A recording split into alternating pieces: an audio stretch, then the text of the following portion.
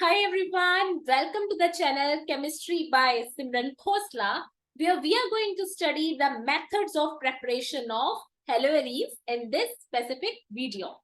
In our previous videos, we have already covered the IUPAC nomenclature, uses, and preparation of haloalkanes in detail. And in this video, not only we are going to cover the methods of preparation of haloarenes, but also we are going to seek the reasons behind particular type of reagents and reaction mechanisms used in particular types of reactions. Particular reaction में यही reagent क्यों use होगा, यही condition क्यों use होगी, anhydrous है तो क्या फर्क पड़ रहा है, ड्राई होता तो क्या फर्क पड़ता, लाइट की प्रेजेंस में कर रहे हो तो क्या प्रोडक्ट बन रहा है, और अगर डार्क फेज में कर रहे हो तो क्या फर्क पड़ेगा, what is the reaction mechanism undergoing behind the reactions, ये सब चीजें हम इसी वीडियो में कवर करने वाले हैं. And I assure you all कि definitely by the end of this video you will be able to memorize all types of reactions in depth. So let's start. Let me just share the screen with you all. Just here. And this is haloalkanes and haloarenes. And our topic of today is preparation of haloarenes. वैसे do you know कि haloarenes का कहाँ पे use होता है? Haloarenes हम कहाँ use करते हैं? Okay, let me show you. वैसे मैंने दो ही एग्जांपल्स आपको बतानी है अभी, बिकॉज बहुत सारे एग्जांपल्स हैं, but let me just discuss two of them. Chloramphenicol, chloroquinol जो है ये आप बहुत बार देखेंगे भी, even in the chapter chemistry in everyday life इनका मेंशन है. टाइफाइड, ईयर आई इन्फेक्शंस जैसी चीजों को ट्रीट करने के लिए जो आप केमिकल यूज करते हैं, chlorophenicol, chloramphenicol, that is the haloarene. Malaria, you know that how fatal is this disease, है ना, तो मलेरिया को ट्रीट करना है, क्लोरोक्विनोल यूज करो. सो मेडिसिन एक ऐसी चीज है जो कि हर एक कॉमन मैन भी यूज करता है, कॉमन ह्यूमन बीइंग भी यूज करता है, और हर कोई पर्सन जो यहाँ पे जीवित है उसको मेडिसिन की जरूरत पड़ती है, हर लिविंग बीइंग को जरूरत है. सो आप देख सकते हैं कि haloarenes are basically used in pharmaceutical industries. आपको पता है कि हमारी बॉडी के लिए कितनी ज्यादा ये फायदेमंद है, तो इनके प्रेपरेशन मेथड्स को भी पढ़ना चाहिए, बिकॉज बनाएंगे तभी तो हमारे पास आएगा, और सही प्रोडक्ट बनेगा तभी वो हमें फायदा देगा. सो हेलोएरिन्स क्या होते हैं? हेलोएरिन्स किसको बोलते हैं?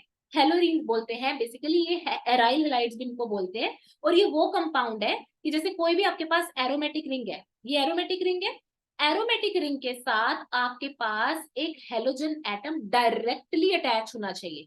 माइंड माय वर्ड्स, मैं क्या कह रही हूँ, डायरेक्टली अटैच होना चाहिए. ठीक है, ये मैं भी आपको बताऊंगी भी मैं क्यों बार बार इस वर्ड के ऊपर फोकस कर रही हूँ.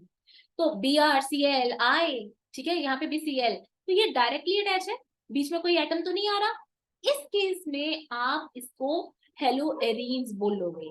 जस्ट सपोज कि अगर ऐसा है कि आपके पास एक बेंजीन रिंग है और यहाँ पे R है और साथ में X है, ठीक है, तो क्या होगा कि यहाँ पे R लगा हुआ है, यानी कि यहाँ पे एल्काइल ग्रुप लगा हुआ है, एंड देन उसके बाद हेलोजन एटम है.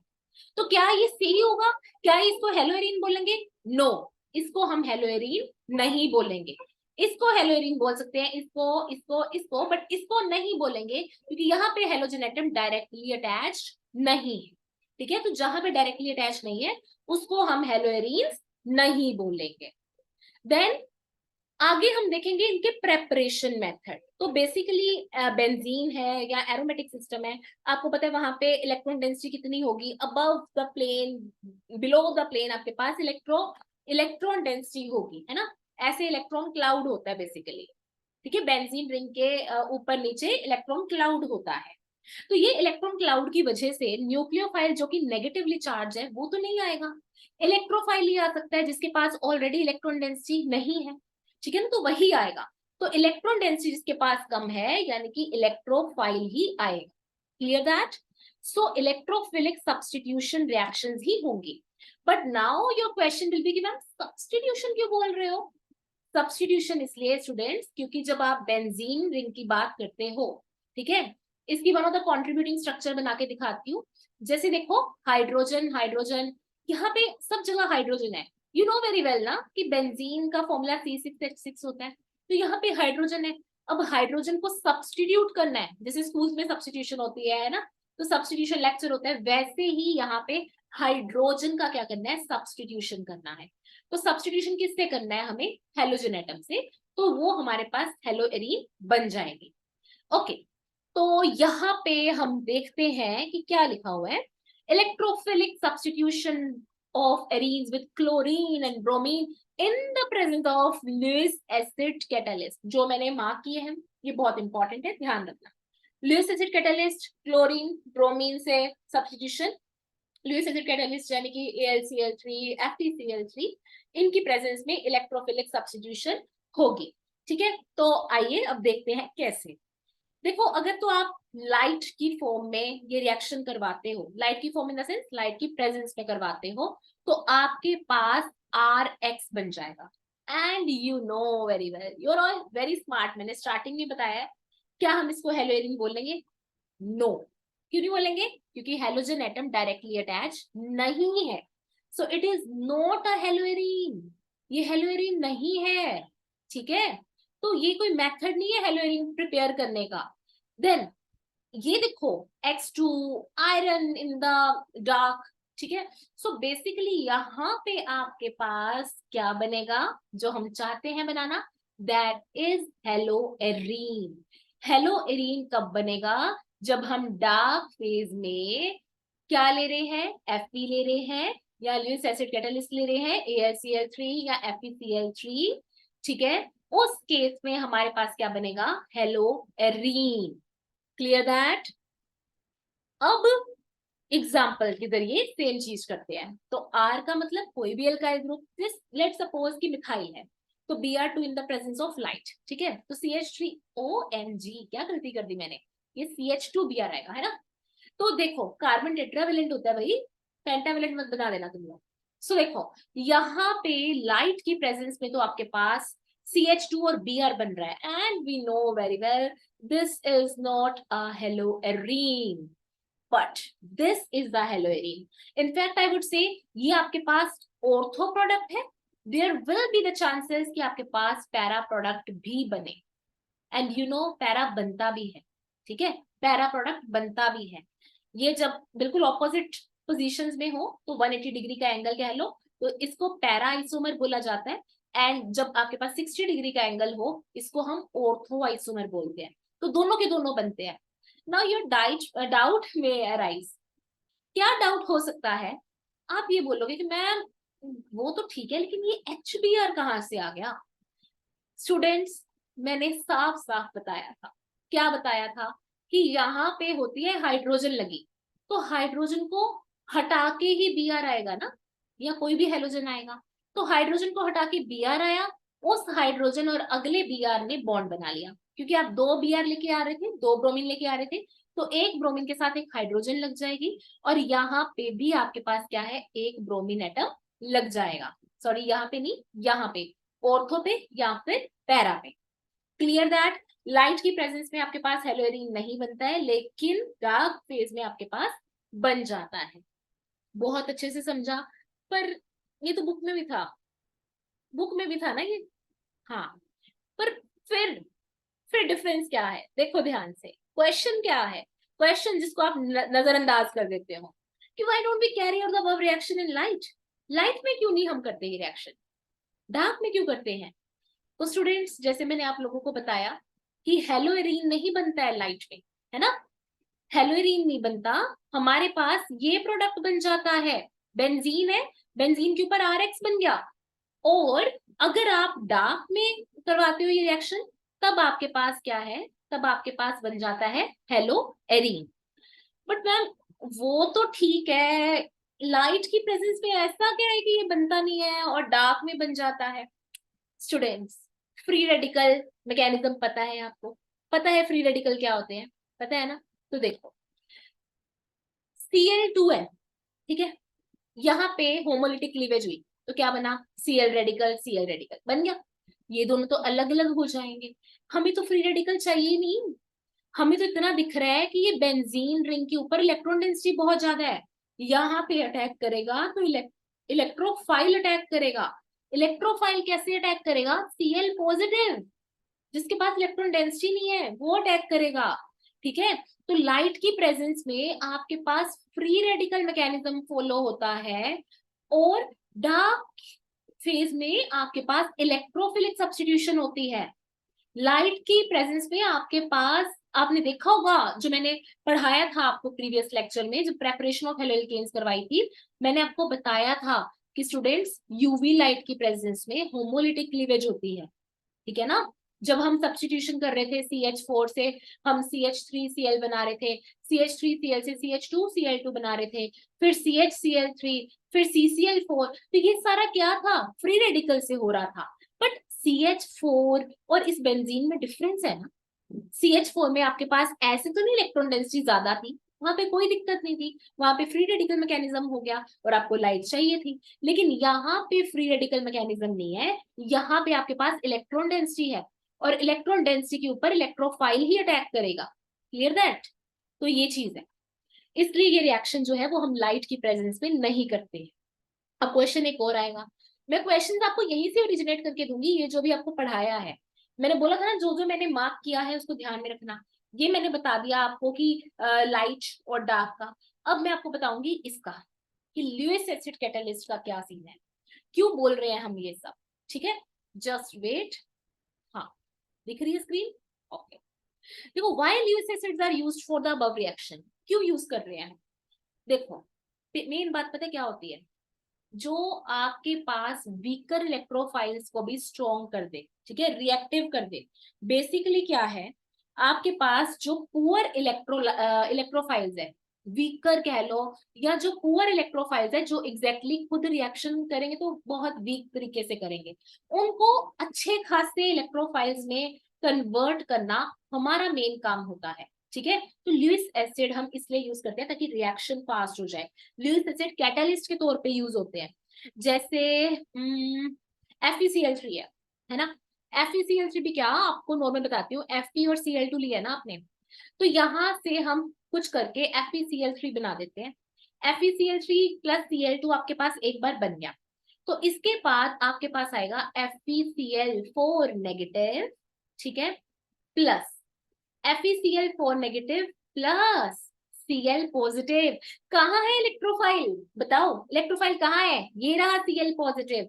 अब इसको हम बेंजीन के ऊपर अटैक करवाएंगे, ठीक है।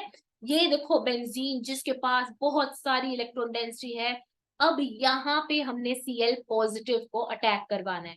पर मैम अब ना ये रेजोनेटिंग स्ट्रक्चर्स आ जाएंगे और हम सच में बहुत कंफ्यूज होते हैं। Students no need to worry when I am here. See Cl positive ने यहाँ पे अटैक किया, ये इलेक्ट्रॉन्स जो हैं, ठीक है, यहाँ पे देखो अटैक किया, आप Cl को यहाँ लगा दीजिए, पॉजिटिव चार्ज को यहाँ लगा दीजिए, आपको कोई मैकेनिज्म में जाने की जरूरत नहीं, नॉर्मल सी बात ही समझ लो, ठीक है। कैसे करना है, Cl पॉजिटिव जब Cl यहाँ पे अटैक कर जाएगा, पॉजिटिव चार्ज उसके आगे आ जाएगा, नॉर्मल सी बात समझ लो। कैसे, देखो ये आपके पास बेंजीन रिंग है, ठीक है, वहां से बॉन्ड हटा दीजिए, जहां पे भी आप अटैक करवा रहे हैं वहां से बॉन्ड हटा दीजिए। Cl पॉजिटिव में से Cl को यहाँ लगा दीजिए और पॉजिटिव चार्ज को यहाँ लगा दीजिए, तो पॉजिटिव आ गया और Cl आ गया। क्लियर, हाइड्रोजन तो बाय डिफॉल्ट लगी ही हुई थी। पर स्टूडेंट्स डू यू थिंक ये स्टेबल होगा, डू यू थिंक स्टेबल होगा, नहीं। क्यों, क्योंकि एरोमेटिक सिस्टम बहुत स्टेबल होते हैं, और आप क्या कर रहे हो, आपने तो एरोमेटिसिटी डिस्टर्ब कर दी। अच्छे खासे ये ऑल्टरनेट सिंगल डबल बॉन्ड्स आ रहे थे, सिस्टम में एरोमेटिक हो रहा था, लेकिन आपने क्या किया, इलेक्ट्रोफाइल डाल के काम खराब कर दिया। सो ये स्टेबल नहीं होगा।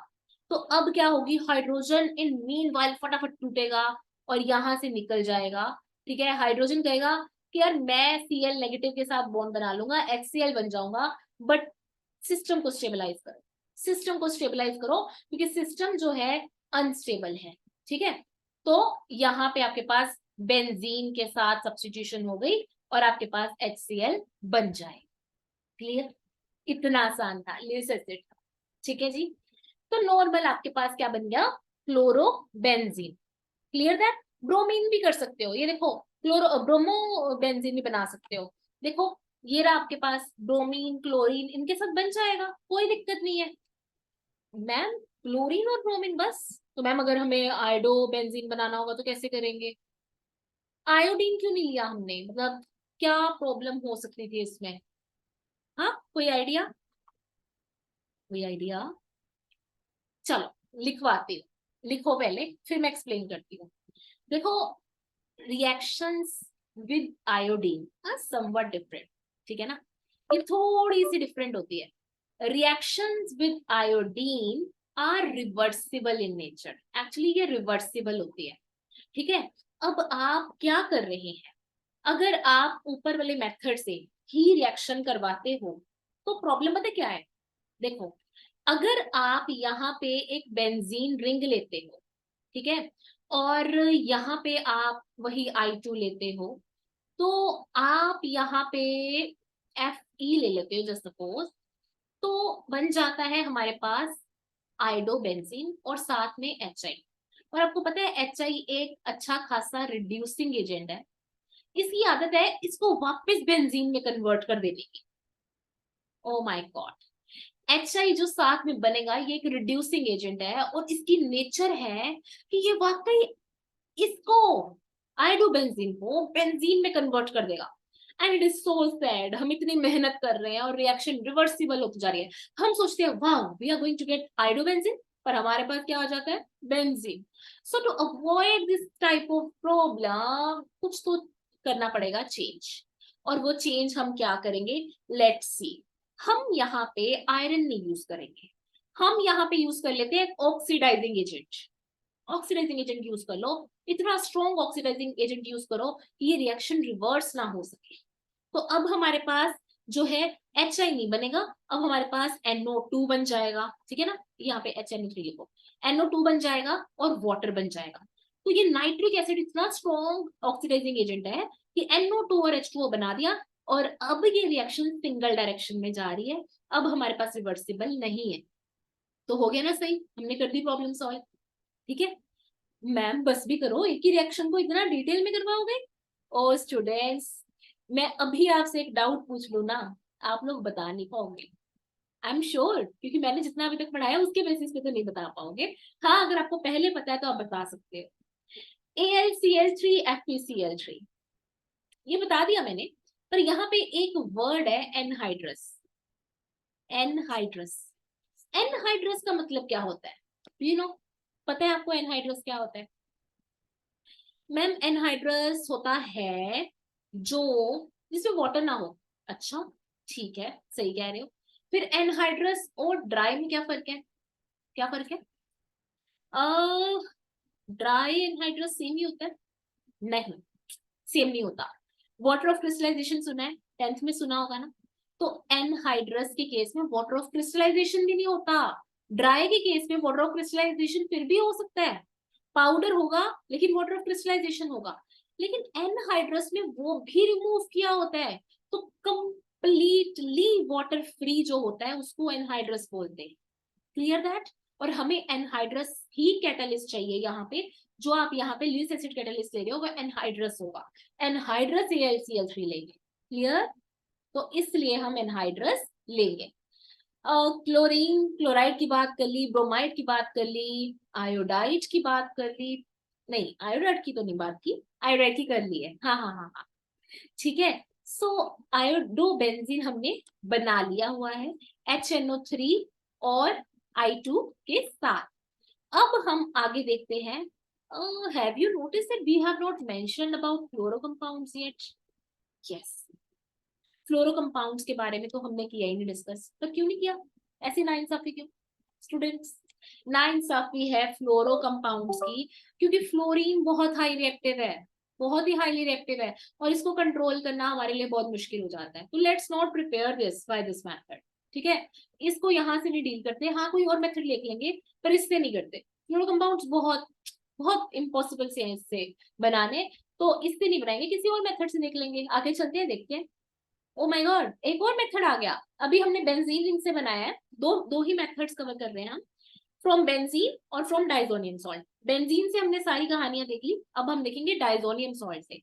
डाइजोनियम सॉल्ट, डाइजोनियम सॉल्ट क्या है? डाई मतलब दो, एजो मतलब नाइट्रोजन और नाइट्रोजन के बीच का कोई बॉन्ड, है ना, ये मतलब पॉजिटिव चार्ज। सो डाइजोनियम सॉल्ट यानी N2 पॉजिटिव, दो नाइट्रोजन उसके ऊपर पॉजिटिव चार्ज और साथ में इसको बैलेंस करने के लिए X नेगेटिव, ये पॉजिटिव नेगेटिव ही क्या बना रहा है? सॉल्ट। पर डाइजोनियम सॉल्ट से रिएक्शन करोगे तो पहले बना तो लो, है ना, तो बनाने के लिए एनाइलिन यूज करो। एनाइलिन होता है, नॉर्मली मास्टर्स में भी हम बनाते हैं और हम बैचलर्स में भी बनाते हैं। तो NaNO2 होता है सोडियम नाइट्राइट, उसमें एसिड डालते हैं और इसको 0 to 5 degree Celsius ice bath में रखते हैं। देखो क्या होता है केमिस्ट्री लैब में, ये हमारे पास आइस बाथ होती है, यानी कि इसमें हम आइस के टुकड़े रखते हैं, फिर एक टेस्ट ट्यूब लेते हैं, उस टेस्ट ट्यूब में हम सबसे पहले NaNO2 डालते हैं और उधर से HCl डालते हैं, तो फिर इसको आइस क्यूब्स की प्रेजेंस में रखते हैं, तो थोड़े टाइम बाद हमारे पास बेंजीन डाइजोनियम सॉल्ट बन जाता है। और ये बहुत सही है क्योंकि इससे हमारा आधे से ज्यादा जो है चिंताएं खत्म हो जाती हैं, बहुत फायदे हैं इसके, बहुत सारी रिएक्शंस हैं जो फिजिबल है। कैसे? लो बताती हूँ। जैसे देखो एक सैंडमियर रिएक्शन है, बहुत आसान है, तो literally it is the easiest one. Cu2Cl2 है ना, क्यूप्रस क्लोराइड, क्यूप्रस ब्रोमाइड, तो आप सैंडमियर रिएक्शन यूज कर लो, कोई दिक्कत ही नहीं है। देखो कुछ भी नहीं है, Cl2 है ना, तो बस क्लोरोबेंजीन बना दो, कितना आसान है। देखो बस नाम याद रख लेना क्योंकि नेमिंग रिएक्शन इंपॉर्टेंट होती है, ठीक है, क्लोरोबेंजीन और साथ में N2 गैस लिबरेट हो जाएगी। देन यहाँ पे Cu2Br2 में आपको क्या करना है? ब्रोमोबेंजीन और साथ में आपके पास N2 गैस लिबरेट हो जाएगी।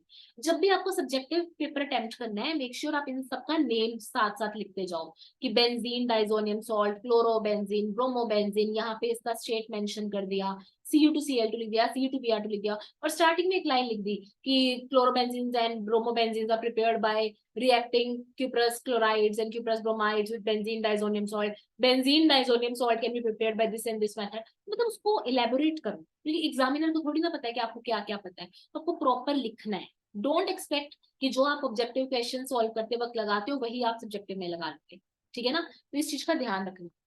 ओके चलो आ जाओ। इवन आपको पता है ये भी यूज कर सकते हो, ऐसी कोई बात नहीं है कि क्यूप्रस ही करना है, ये CuCl CuBr भी आप कर सकते हो। जैसे कि जैसे आप ये ले लो CuHCl CuHBr, ये वैसे गेटरमैन पोच रिएक्शन होती है, ठीक है, हाँ जी गेटरमैन पोच रिएक्शन, गेटरमैन रिएक्शन लिख देती हूँ मैं यहाँ पे। तो यहाँ पे क्या होता है बेसिकली, कुछ नहीं है, यहाँ पे आपके पास वही सेम सिस्टम है कि CuHCl यूज कर रहे हो तो यहाँ पे Cl और साथ में N2, और CuHBr यूज कर रहे हो तो यहाँ पे आपके पास क्या बन जाएगा, वही ब्रोमोबेंजीन और साथ में N2।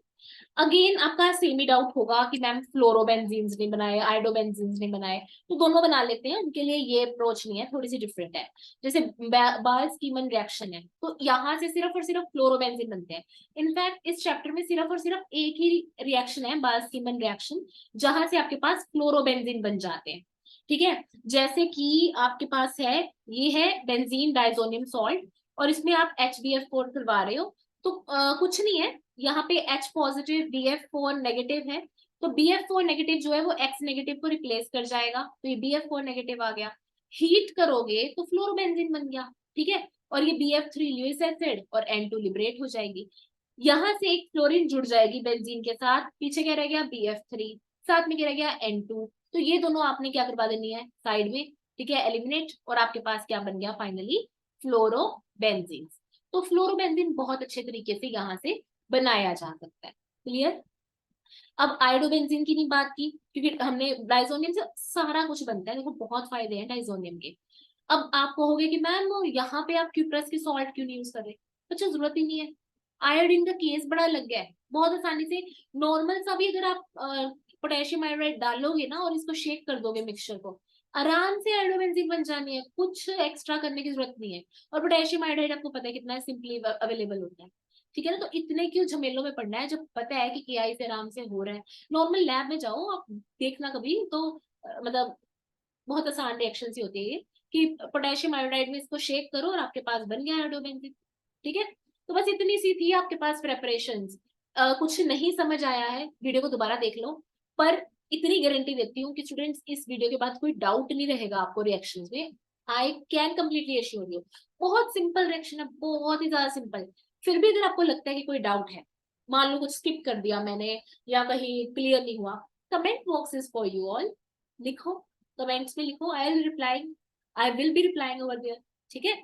और इसके अलावा अगर कोई सजेशन है कि मैम ये टॉपिक करवा दो हमें, क्योंकि आपके बोर्ड एग्जाम्स भी आ रहे हैं नजदीक, है ना. और इसके अलावा प्री बोर्ड अभी होंगे आपके, फिर उसके बाद बोर्ड आ जाएंगे, देन जेई का, नीट का, ये सब है. तो इसलिए आप मेरे को कमेंट बॉक्स में बता सकते हो कि कहाँ कहाँ आपको किस किस टॉपिक की रिक्वायरमेंट है. मैं उस अकॉर्डिंगली देख लूंगी कि मेरे को कब जल्दी से जल्दी करवाना है. ठीक है. Till then keep studying, study hard. ठीक है. कोई डाउट है पूछो. अगर आपने चैनल को सब्सक्राइब नहीं किया तो कर लो, और अगर बेल आइकन नहीं प्रेस किया तो वो कर लो, अदरवाइज आपको नोटिफिकेशन नहीं आएंगे. और चैनल पे डेली बेसिस पे जो है वो वीडियोस अपलोड हो रही है, तो आपको पता तभी चलेगा जब बेल आइकन प्रेस किया होगा. ठीक है जी. चलो फिर, okay, bye, take care, see you in the next class. Happy learning.